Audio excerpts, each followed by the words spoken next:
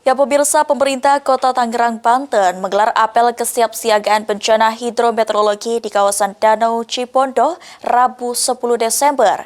Dalam kesempatan tersebut, Wali Kota Tangerang Syahruddin mengajak seluruh elemen untuk siaga hadapi bencana hidrometeorologi mulai dari organisasi perangkat daerah, camat, lurah hingga masyarakat.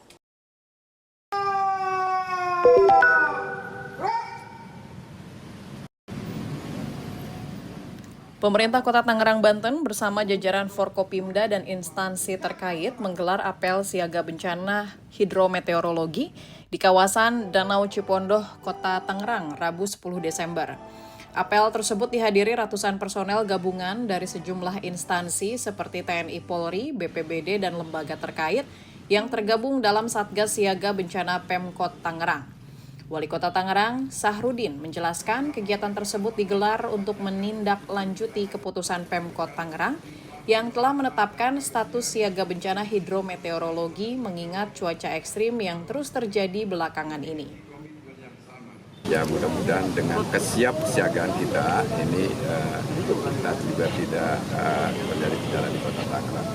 Ada peningkatan kesiapsiagaan di titik-titik rawan, Pak, misalkan di rawan-rawan banjir kayak gitu. Ya, kita dorong kepada camat lurah khususnya ya agar melibatkan masyarakat untuk melakukan kesiapan secara dini. Sementara itu, Kepala BMKG Kelas 1 Tangerang, Margiono, memprediksi terjadi peningkatan curah hujan pada bulan Desember sehingga perlu tindakan antisipasi.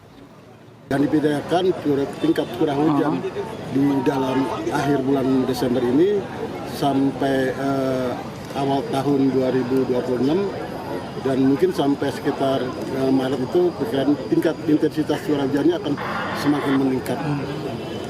Terutama kalau untuk puncak musim hujan di Kota Tangerang sendiri diperkirakan sekitar Januari dan Februari.